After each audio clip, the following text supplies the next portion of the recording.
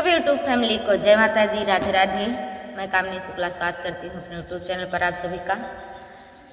बहुत ही प्यारा कहरवा गीत है, कहरवा गीत भजन समझिए। तो आप लोग फुल आवाज के साथ सुनिए, गाना स्क्रिप मत करिए, तभी समझ में आएगा। कैसा लगे कमेंट में ज़रूर बताना, और कहाँ से आप लोग देख रहे हैं ये भी बताना।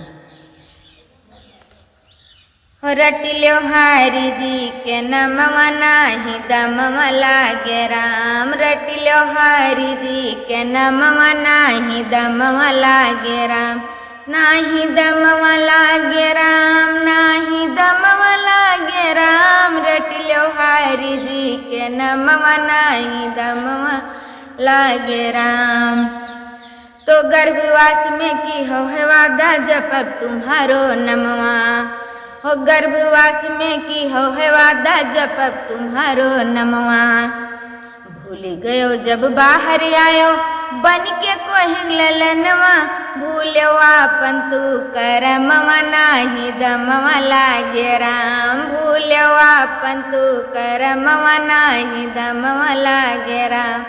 नाही दमवा लागे राम, नाही दमवा लागे राम। रटिल्यो हरि जी के नमवा नाही दमवा लागे राम। तो बचपनवा कुल खेल बितायो आके तू यही जगमा। बचपनवा कुल खेल बितायो आके तू यही जगमा।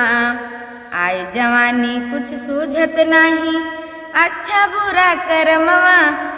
करत हो कुल गलत तू कमवा, नाही दमवा लागे राम। करत हो कुल गलत तू कमवा, नाही दमवा लागे राम।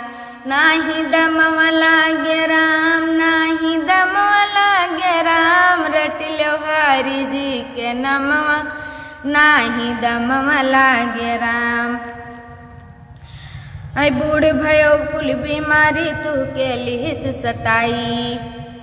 बूढ़ भयो कुल बीमारी तू के लिहिस सताई। पुत पतो हो बोली मारत, ई बूढ़वा मरी न जाई। जेकर कारण भयो बैमनवा, नाही दमवा लागे राम। जेकर कारण भयो बैमनवा, नाही दमवा लागे राम। नाही दमवा लागे राम, नाही दमवा लागे राम। रटिल्यो हरि जी के नमवा नाही दमवा लागे राम। तो कहे शुक्ला कुछ न इस जग में, जपो नाम रघुराई।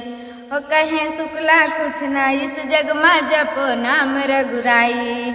रिश्ता नाता छोड़ के भैया प्रभु से लगन लगाई।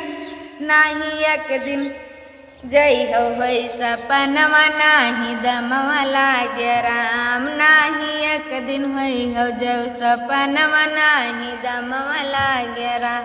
नाही दमवा लागे राम, नाही दमवा लागे राम। रटिल्यो हरि जी के नमवा नाही दमवा लागे राम। बहुत सांस भरना पड़ता है इस गाने में। कैसा लगा आप लोग कमेंट बॉक्स में जरूर बताना। धन्यवाद।